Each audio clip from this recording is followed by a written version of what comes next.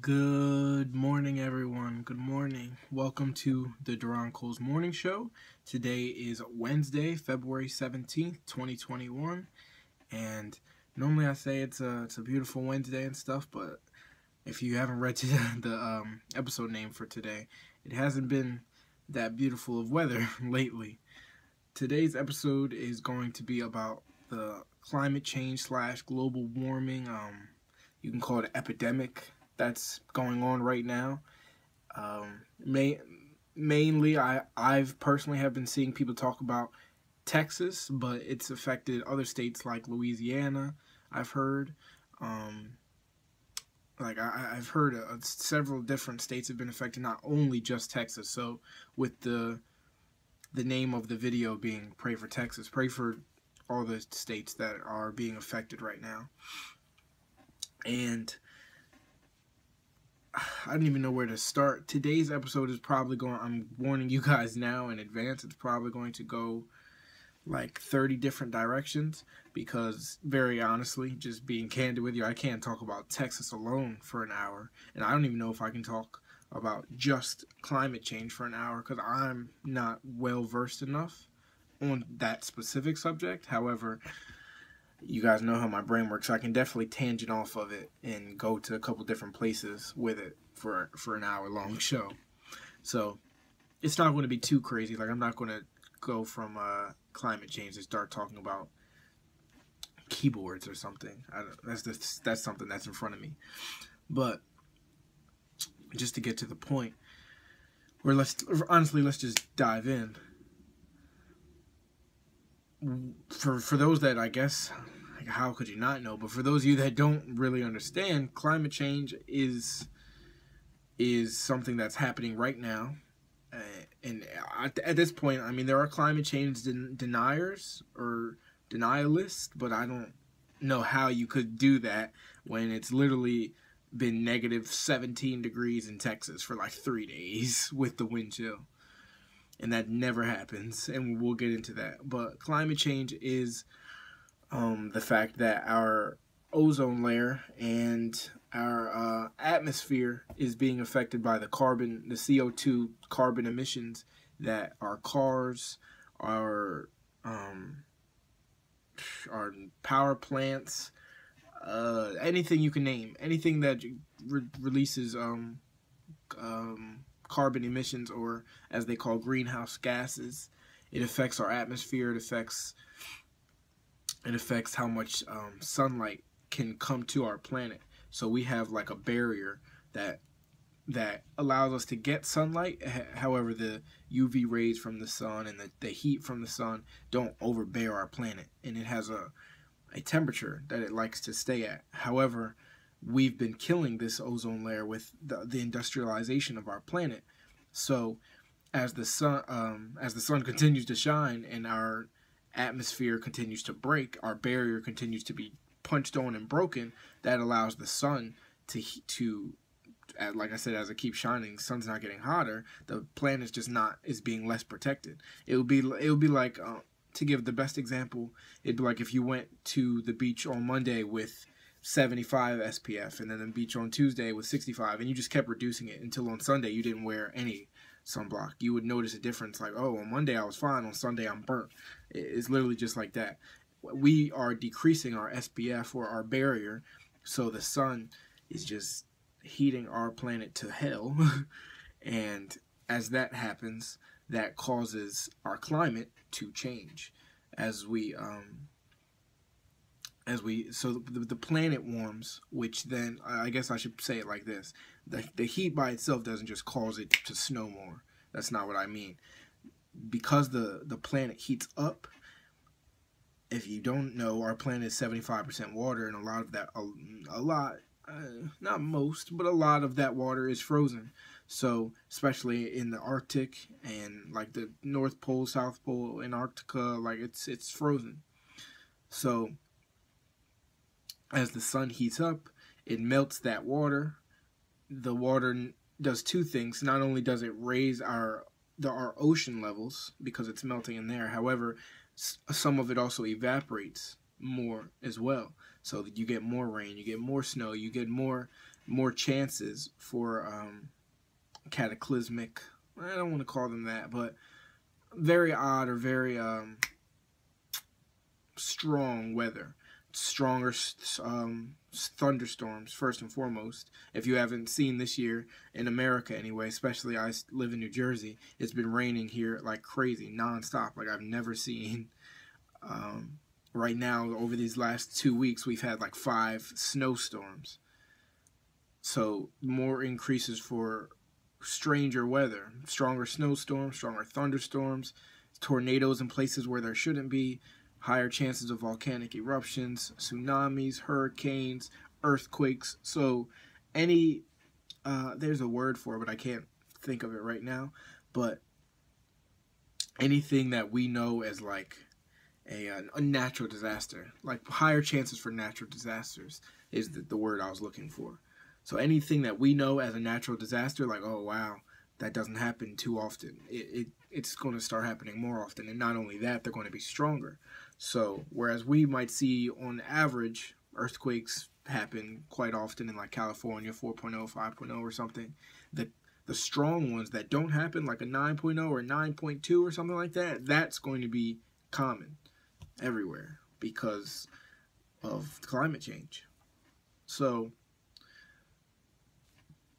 excuse me,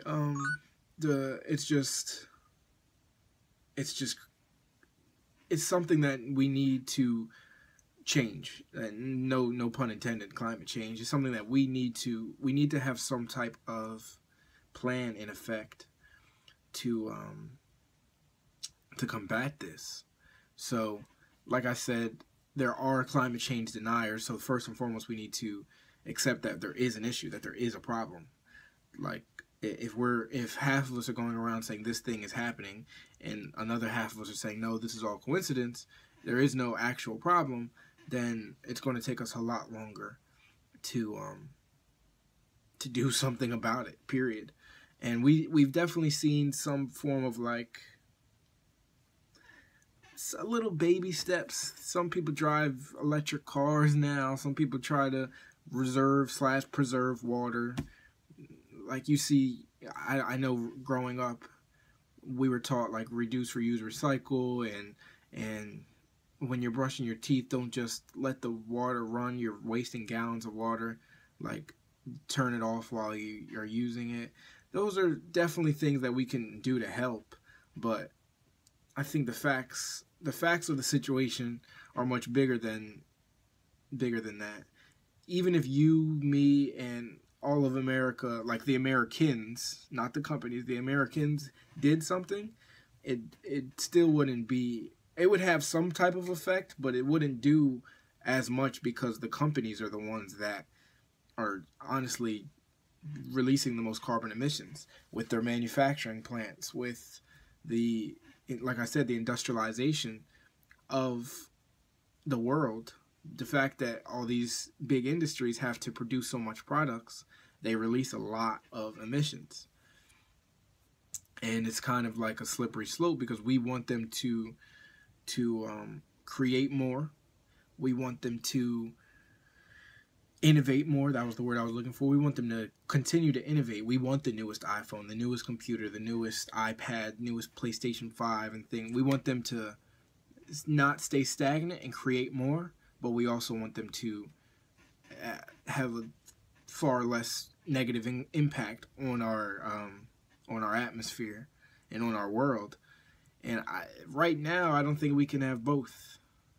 We've seen companies like Tesla, and everyone knows I'm a big Tesla, Elon Musk fan. I talk about him all the time. But we've seen companies like his try to build gigafactories where the whole roof has solar panels, but even he hasn't really like achieved that yet, and it's much harder to do. And to get his whole plant running, he has by I think it's by square footage, he has the largest factory in the world. And then he has to put solar panels all on the roof of the largest factory in the world just to get it to run. A lot of companies aren't going to have that type of benefit or luxury. Can't just say, well, every building we're doing needs to be massive like this, and that's the only way. I mean, there's there's something called being carbon neutral, where the carbon emissions that you release are the same amount that you can like suck back up or get rid of. And it's going to be very, very hard for these companies to continue to innovate, continue with the same processes they have, and become carbon neutral. And there have been states and legislations that have said that we must become carbon neutral by X date. Like California, for example, they said they're not selling any gas cars after 2030. It might be 2040, but I'm 95% positive it's 2030. They said they're not going to sell any more gas cars. You can still drive them, but they're not going to sell them. So that's going to help people start to move towards electric vehicles, which, like I said, which that helps. Like, because I'm not going to try to understate it. Cars definitely release a lot of emissions. Cars definitely do. But it's like I said, it's more than just us. If we say, okay, everybody switch to electric vehicles, and then as we're creating these electric vehicles, because let me put it like this, it's not much of a necessity right now for everyone to go buy a new car. So cars are produced massively, don't get it twisted, but everyone doesn't just go buy a new car. However, in the state of California and other states, assuming that they pick up a policy like this, if you're being told, oh, we're not going to be selling gas cars anymore, and I'm going to take it one step further, we're not even going to be fixing them or something. That's going to give incentive for people to buy an electric car, which means the most populated state in America, everyone's going to have to buy a new car. And there's probably going to be rebates on it and things like that, but that's not where I'm going with it. They'll be able to afford it. It's just the fact that these companies, the Teslas, the Hyundais, the whomever, they're going to have to produce these cars massively and fast. So whereas we're trying to do something good, let's reduce the emissions by putting all these electric vehicle cars out there. I don't know the process if it takes more, me personally, I don't know if it takes more or less carbon emissions to make these cars, but they're going to have to make more cars than they normally do now, if everyone's going to need a new one. If, I think the number is like Honda produces like 10 million cars a year or something like that. Something along those lines. 10 million cars is nothing when you're telling a whole state that has 60 million people that they need to have they have to drive electric vehicle cars now. And that's, like I said, assuming that's only California. Assuming that's only them. Like, imagine if it goes to all of the United States, which is 330 million plus people. And I said Honda by themselves only do 10 million. So Honda, I think, produces like the most cars. And let's just say there's only, 10, maybe 15 top car companies. If they all could get to Honda numbers, it'd be 150 million. And that's not enough. maybe my numbers are, like, I'm kind of biased with them, because this is all in a 1 year time frame. That obviously, if it's by 2030, they have like a 10-year time frame. But you know how humans are. Someone's not going to be in 2025 when they could buy a new Camaro or something. They're not going to look and say, well, they're saying that they're not going to be selling electric vehicles in 2030. Maybe I shouldn't buy this one in 2025. No, they're going to wait till 2029 and be like, oh, maybe I should do something about this now. You get what I mean? So, and because the way that cars are made yearly, and I don't know how to switch to a whole car conversation, but just listen to my logic. The way that cars are made yearly, right? Like the 2021 Ford this, the 2022 Honda that, the 2023 Tesla this. Even if these car makers mass produce these cars like over the span of 10 years, like it's 2021 now and they're saying, okay, by 2030, you guys need to have these new cars. even if they mass produce them now, the cars that they're producing over these next 3 years, 4 years will be old by 2030, and people aren't going to want them. And in our society today, something that's 3 years old is old, and that's unfortunate, but that's just how it is. Like, if someone has like right now, if someone has an iPhone 10, they have a quote-unquote old phone, because like iPhone 13 or whatever is about to come out this year. So it's like, yeah, bro, you got an old phone. If someone has a PlayStation 4 at this point, it's like, yeah, bro, you got the old console, even though that's not 3 years old, but you guys get that came out 6 or 7 years ago, but you guys get my logic. People used to drive around cars that are 20, maybe 10, 15 years old, and people are like, oh, like, you got another 5 years on that, you'll be fine. But in our society today, we move so fast, we're instant gratification society. It's like, nah, I need what's new now. So, like I said, I don't know how it switched to a car conversation, but let me get back on topic. I mean, that wasn't off topic, but so that something like that is definitely a big step. There's a lot of companies out there that are what's the word? Not claiming, but no, I don't know the word I'm looking for. Basically, promising is the word. Promising that they will be carbon neutral by a certain date. Some say 2040, 20 this, 20 that.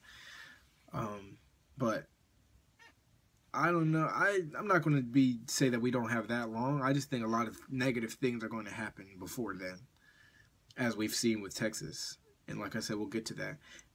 When I talk about Texas, I want to talk about how unprepared we are for what's about to happen. So I think I definitely gave like a little rundown, or the best definition I could, of what climate change is. And then I said, second, we need to accept that there is a problem. And 3, once we accept there is a problem, we need to prepare for what this problem is about to like do to us. Not only do we need to go, okay, how do we solve this problem? We need to, like, 3, it's kind of 3 and 4. 3 is how do we solve this problem after we acknowledge it, but 4 is how do we deal with the consequences of this problem? Because even though it's like, okay, cool, let's put steps forward to solve it, there's already a lot of damage that's going to be done. As we are solving it, the damage is still kind of already done. We all saw in 2020 that California was burning down with orange skies. Australia was burning down. Then they killed like almost like a quarter of the, not killed, but like burned down like a quarter of their entire continent. Australia isn't that a continent as well? So I don't know. I don't think we're prepared for what's happening. And the example I've been using with people, and I didn't even want to switch to this yet, but we're in it now. The example I've been using for people is, if you go look at the Indonesian tsunami of 2006, December 26, 2006. You can go look it up, and it was probably one of the worst like tsunamis we've ever seen. And I've watched videos on it before, but I was watching some more videos, like I said, to do research for this. I always make sure I'm well-versed when I'm talking to you guys. The reason why that was so bad, because there's always like tsunamis in those types of areas. It's called the Ring of Fire. But there had never been that large like of a tsunami. So why was that bad was there was no early detection methods on the outside of the Ring of Fire where this huge tsunami hit. So they didn't know that it was coming until it was literally like 3 minutes away. They had no idea.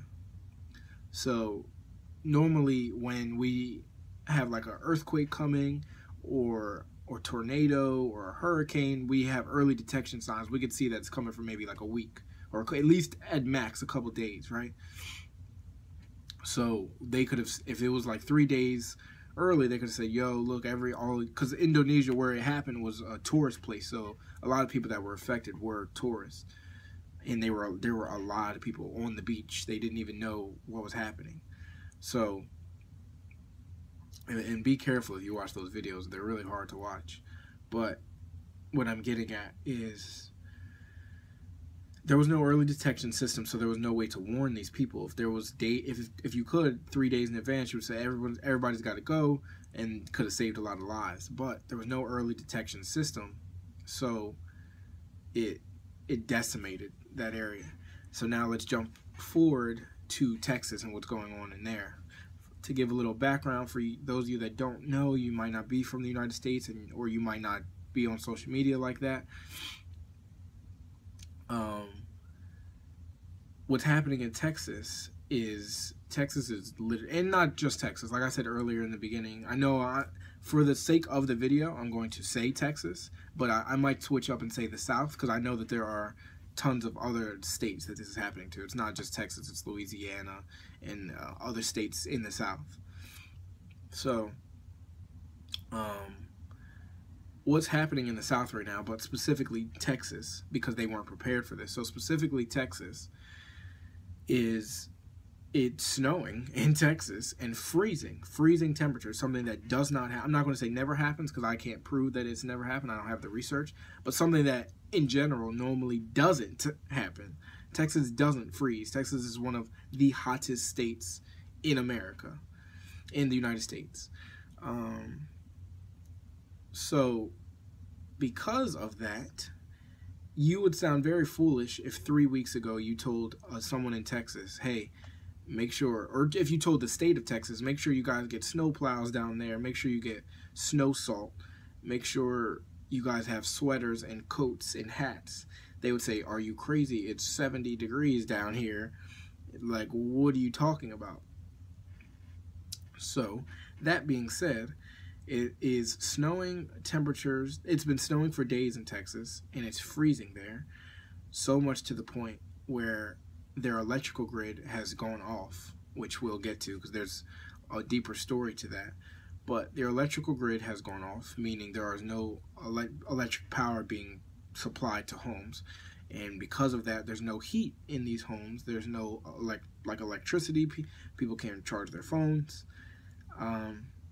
So that's one. Two, just a little background on construction.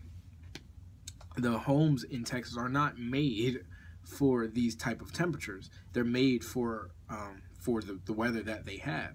So something simple like insulation. For those of us that are in the north, like I'm in New Jersey, we have 4 seasons.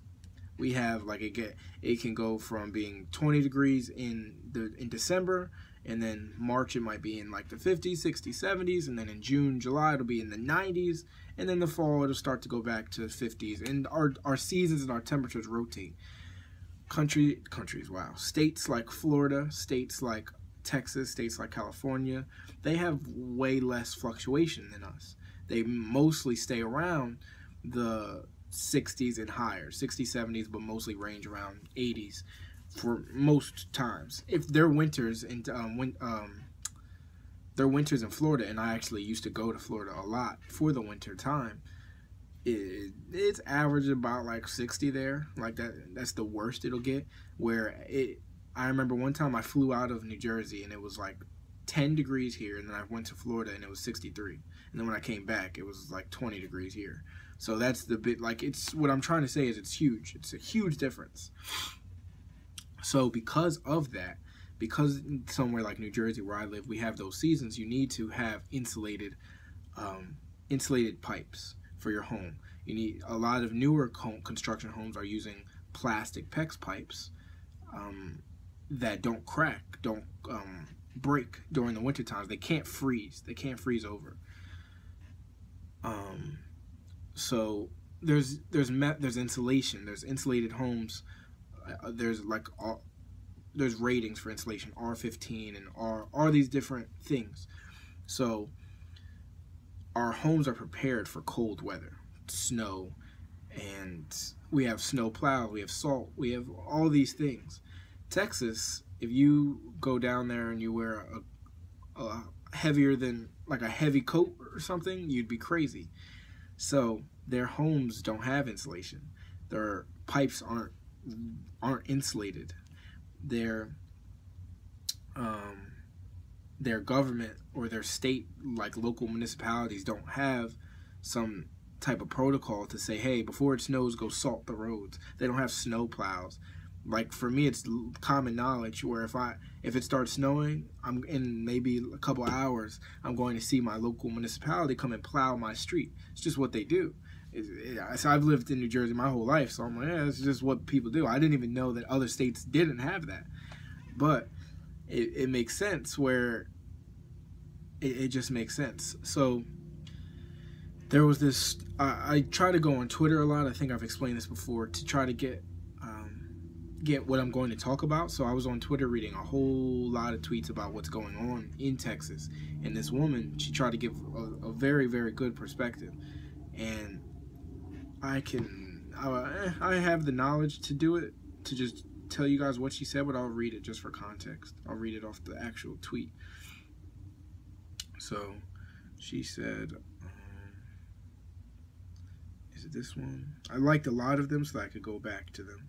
I don't know if I specifically like that one. Oh, here it is. It says, if anyone up north is confused about what's going on in the South and why people are so worried and afraid and angry, Texas leadership is telling people, or no, this is the one about, is this the one about the, oh, this one is about their electric system. So I'm going to actually save that because I want to get into that a little later. But regardless, I can tell you guys from knowledge. What she said is, she's from Wisconsin, and she said she's had to deal with like huge snowstorms, negative 30 degrees. For those of you that don't know, in Wisconsin, it gets freezing. Like it's literally called the frozen tundra. It gets cold. So she said she moved from Wisconsin to Texas, so she's built for winter. She's not, like, if you've seen the tweets, all these other people from Texas saying, I'm not built for this, I'm not ready for this. She said, I'm built for the weather, the winter weather, but my area is not built for this. So she was saying how, first and foremost, they left all their skiing and all their winter coats and their boots and their gloves and their hats. She said we left all that in Wisconsin because you're not going to need it in Texas. So right now, they're using socks on their hands as gloves. She said people also they're not prepared to drive their cars in snow because they've never had to. So whereas us, it's like, oh yeah, like just drive your car, go get some stuff. She said people are crashing. They're closing down the streets, the roads, because people don't drive in the snow there. It doesn't snow. And then she said exactly what I was saying about the homes. Also, because more on that, because these pipes and these homes aren't rated for it to be so cold, all the people's like pipes are bursting in apartment buildings, in homes. So now that water is freezing as well. People's kitchen sinks aren't working. Like I was telling you before, the whole electrical grid is off. So if people have electric stoves down there, you can't warm anything up. They said that the water, it's not called I don't remember the word of it. Basically, they're like purifying plant for their water. It's not called that. It's called like like when you do something to the water, it's not called insulation, but like salination, I think it's called, where you like remove the salt and all the other things. The water salination or sanitation, something like that. But basically, like the purification plant where you purify the water. Their local, like the local buildings, because the electric grid went off, so did that. Like it couldn't clean their water. So now they're saying that the water, if people's pipes didn't burst and you can use the water, that's dirty. And so they're saying boil your water before you drink it or wash yourself. And people can't do that if you have an electric stove because the whole electrical grid is off. And like I said, I'm going to go back and read those tweets as well, because this gives a lot of good context onto what's happening with the electrical grid there. It says, if anyone up north is confused about what's going on in the South and why people are so worried and afraid and angry, Texas leadership is telling people in residential areas to quote-unquote conserve power and to prepare for this to last multiple days. In 8-degree weather, while most of us, about 4 million as I'm writing this, have no power at all. So she's saying 4 million people have no electricity. And this is not as of 19 hours ago. So to give you quick math, that's at 2 p.m. yesterday, or 1 p.m. yesterday in Eastern Standard Time. So she said, they're telling us to prepare for this to last multiple days in 8-degree weather, while most of us, about 4 million as I'm writing this, have no power at all. I would say about half these homes, my own included, are not run on gas, so we rely on electricity to do anything, like to cook or boil water to make it safe to drink. Something has to be done because city water tables are so low after days of dripping and running faucets to prevent freezing and bursting that contaminated water is all that's left. People keep their children, elderly parents, or pets warm. People cannot keep their children, elderly parents, or pets warm. People who rely on oxygen machines can't get air without power. Homes are sitting roughly at median of 45 degrees with good insulation and still dropping, which puts anyone living in that condition at risk for hypothermia. And 45 degrees is the high end. Most homes here do not have good insulation. And then she shows some pictures. Here are our views while we freeze some of us to death. Austin, Houston, and Dallas skylines. So I'm going to show the live listeners. You guys can't see, but I'm going to show the YouTube video. If you can't see, that's like the whole city is just dark. And then here's the skyline still on. So it's dark in some places, and then just the skyline is just lit. So they're telling the local residents to conserve power and don't use this, don't do that. But the huge companies are still having their skyline like being lit up, which I don't understand. Like nothing. For example, and I'm not picking on Pepsi, but if it was something like the Pepsi Center or something, or the Walmart, or I don't know. I'm just think of the biggest company you can think of, and they have like a skyscraper, and they're like, make sure our skyscraper stays lit. Who are you like advertising to? No one's going to leave, and if they're literally I'm not saying it lightly, but if they're literally dying, they're not going to go out and say, let me go spend money. Like what? So like I personally don't understand. My cousin did give me a better perspective. He said maybe it's to keep, like, you don't want the whole city to go black, so it's like to keep some light in the city. That could be an answer, but I would just do like one big building, not 40 skyscrapers or something. I don't know. I don't know what their reasoning could be. I don't know. But and the irony of all of this, there's two ironic situations to all this. One, the Texas state and government were clowning California when it was so hot in California over, I believe that was in May. It was sometime in the summer, like May to August sometime. It got so hot, not cold, but the opposite, and it got so hot in California that their electrical grid like couldn't handle the consumption of everyone turning on their AC at the same time. Like it couldn't handle it. So they were telling people that after a certain time, or like 3 p.m. or something, you have to turn things off or reduce it, or like I said, I don't know the whole story, but they were clowning them, like Ted Cruz, and there's their governor, I think his name is Abbott or something. They were saying this is what happens when you allow like Democrats to run the state and blah blah blah. But now that it's happening to Texas, someone said like everyone has been tweeting at them like, what about this tweet? What about this tweet? And they said, oh well, we don't have an answer. Like, you got us. Stay safe, guys. And I was like, what? And you can look this up. Ted Cruz said that. He said this is a once in a lifetime type thing. Like, stay safe. And he's not wrong. But these once in a lifetime situations are not going to be once in a lifetime anymore. And that's sad to say. They're like, I don't think we quite understand it because our brains are kind of forced to just move on to something the next day. But in last year, the skies of California were literally orange. Like, I don't think we understand that because we just have to be forced to move on to what's next. but the skies of California were orange. That's how much like fire there was. It was lit, like the whole state was on fire. So they say, oh, that was once in a lifetime type thing, right? Now here we are with Texas and in the South, like Louisiana, all the other states that are freezing, negative temperatures, where if you throw water in the air, it's literally going to freeze instantaneously, and people are dying down there, starving. And they say, oh, this is a once in a lifetime event. We couldn't have prepared for this. How many once in a lifetime events are going to keep happening for us to say we can't prepare for these things? And like I was saying earlier, there's two ironies to this. The one ironic situation was what happened with Texas laughing at California, and now California is laughing at Texas.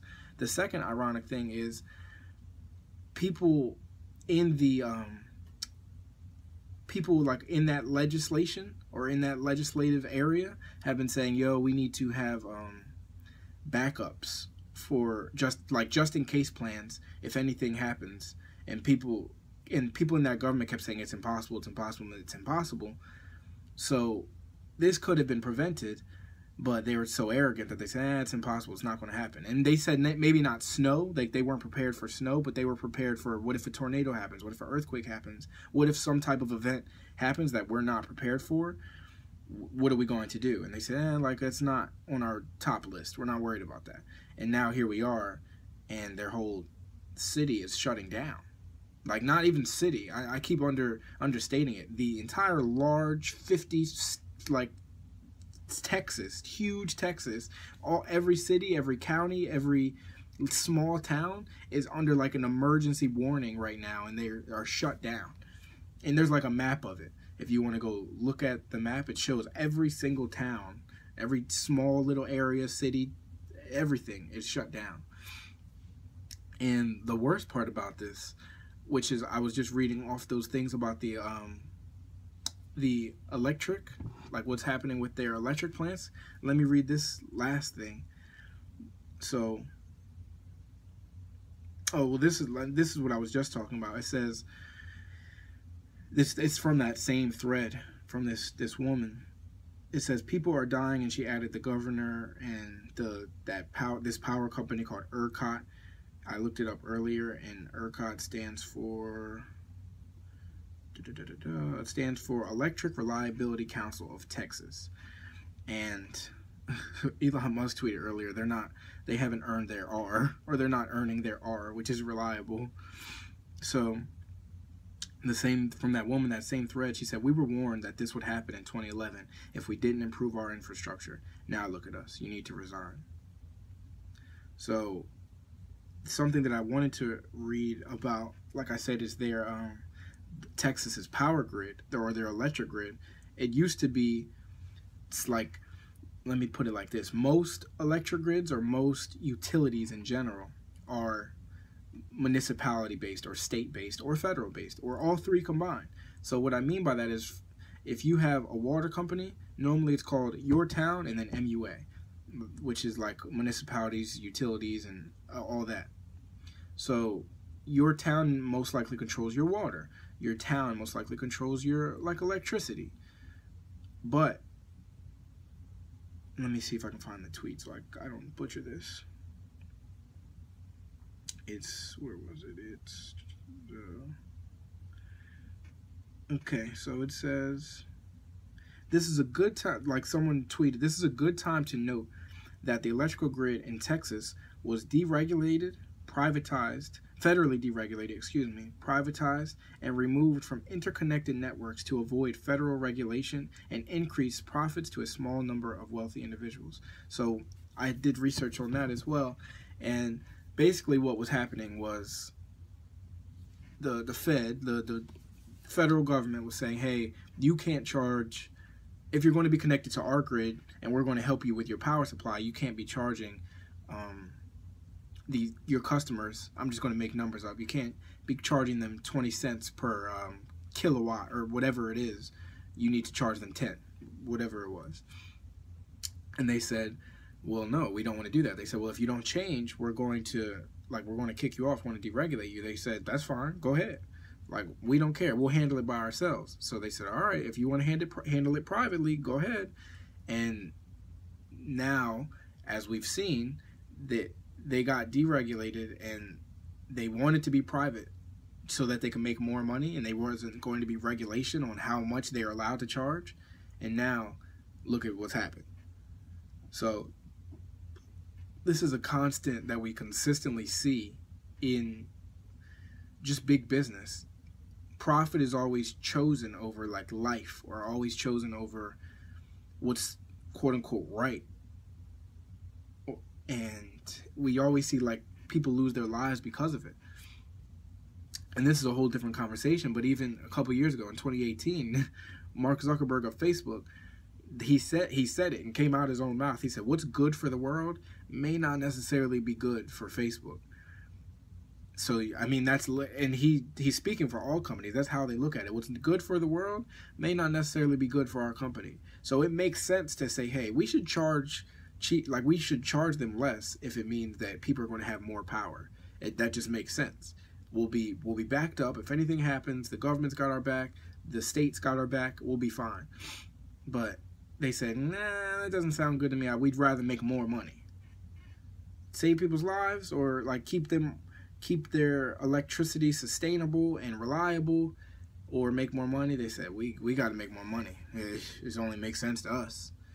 And here we are, and it's just sad. Honestly. And like I said before, we got to do better. We have to look at what's happening everywhere and just open our eyes and go, all right, these aren't just one-time events. Because the sad thing is, what's going to happen is we're going to be unprepared for when these events get worse. Like right now, and I don't want to understate it. Once again, I don't want to understate it. But if you think about it, a little bit of snow is shutting an entire state down, and like just a little bit of snow, the snow that we get in New Jersey or Wisconsin or Boston all the time. Like we're prepared for that, so it's like, okay, cool. You can clearly see the difference of what happens when we are prepared and when we're not. So if you look at the northern states, they're like, oh, like we do this all the time. The southern states are freaking out and literally dying. So now what's going to happen when something happens that not only the South is not prepared for, like some snow, but even the North is, when some huge tsunami comes with 300-foot waves that are taller than people's homes and skyscrapers, and there's nothing you can do about it but just stand there and watch. What are we going to do? And that's sad. Like, that's the reality that we're faced with here, where it might sound like crazy, or it might sound like a movie, or it might sound like that movie 2012, or it might sound like The Day After Tomorrow, which is, The Day After Tomorrow is literally happening right now. If you haven't seen that movie, you need to go watch that. Once these events happen, we're all going to be sitting there with a scratch in our head, like, oh wow, I didn't think it was going to get this bad.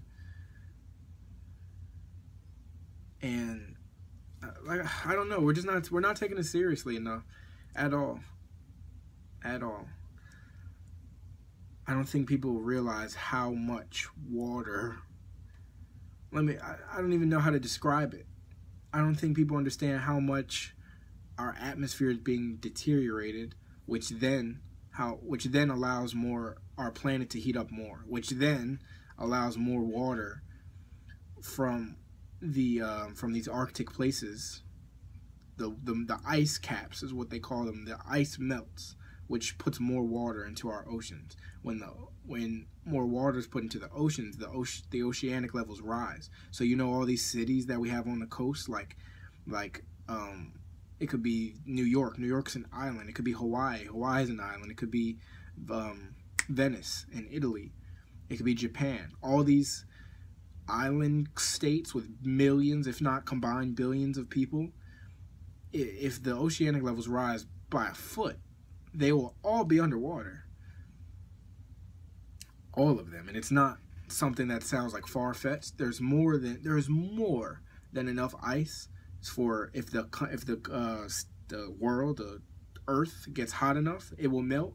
Then that water or slash ice will go into that ice will melt, then go into the water, and the levels will just rise very quickly, and it'll be it. Like simple high tide and low tide will literally take out states, countries, and like I said, we got to do better. We have to do better. There's I wonder if I still have it saved so I can give you guys the name of it. There's this timeline thing. I don't think I have it saved anymore. It's like a Earth countdown or something. Yeah, I don't even have it anymore. The climate change. There's a clock that I don't know if it was in New York or where it was. They call it the climate clock. If you want to look it up yourself, go to climate. What is this? climateclock.world. And maybe I can read a passage of it. It says, know the numbers. The climate clock shows two numbers. The first in red is a timer counting down how long it will take at current rates of emissions to burn through our quote-unquote carbon budget. The carbon budget is the amount of CO2 that can still be released into the atmosphere while limiting global warming to 1.5 degrees Celsius above pre-industrial levels. This is our deadline. The time we have left to take decisive action to keep warming under the 1.5 degree Celsius threshold. The second number in green is tracking the growing percentage of the world's energy currently supplied from renewable sources. This is our lifeline. Simply put, we need to get to 100% renewable before our deadline reaches zero. Now, take this with a grain of salt. I personally can't tell you how accurate it is. These people have done a lot of math to come up with these numbers. They say we have 6 years, 317 days, and 22 hours to achieve zero emissions. And to give you the green number, the lifeline, the percentage of world energy that is renewable, our world energy that's renewable is 28%. So they said we need to multiply that by 4, almost 4, in the next 6 years. I don't know about that. I'm normally, as everyone knows during the show, I'm normally an optimist, but I don't know about this one. I think that personally, and I'm guilty of it too. I don't like to call people out and then not tell you guys that I'm also part of the problem. I think as a society, we just like innovation too much. And right now, I don't think that there is a proper way to innovate and not have carbon emissions. There's ways that we can become carbon neutral, like fast, like overnight. Well, there is no way to do it overnight, but I'm saying very fast, like in the next 6 years. That's practically overnight. Maybe there's ways that we can do it, but I doubt it. If we still want that new fast Camaro, that new fast Mustang, that Hellcat, if we want the newest iPhone, we want the newest computer, people want self-driving like cars and stuff. Well, self-driving cars, that's just code, so excuse that. But you guys get where I'm going. Like, we want faster trains, we want faster, we want more. You have to produce these. Even if that thing is electric, it takes fuel to. I'm stuttering. Even if that thing is electric, it takes time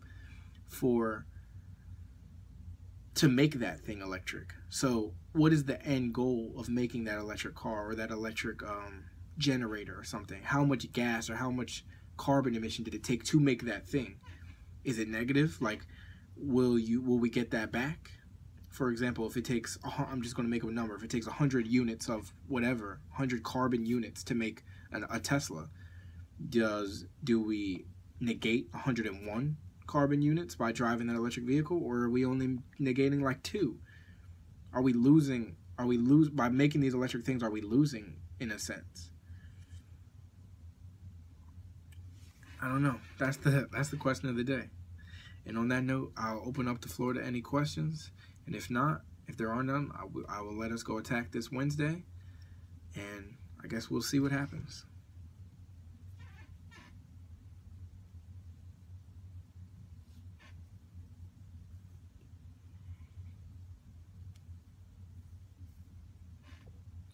All right. If there's no questions, I personally have talked about all that I could talk about. Like I said, it's not just Texas, but as the entire South, pray for the South, pray for Texas. I really do. Like, there's not one thing I will talk about, and I don't want to go into a whole tangent on this. Excuse me, but it blows my mind that, like, I can do this morning show and I'm sitting here right now and I'm fine. I'm in my warm house in New Jersey, and there's people in Texas that are dying, freezing cold. There's people in, like, pick anywhere you want. There's, like, poor countries in Somalia or something that are like, there's so many negative things happening and we just can't see them. We don't know that they're going on. And that's always something that's boggled my mind, that there's so many humans, man. There's so many of us. So many. All right, I will see you guys tomorrow, 7:30 a.m. You know the deal. You can follow me on all social media platforms at the Duron Coles. This was episode 26, Climate Change. Pray for Texas, everybody. I'll see you tomorrow. Peace.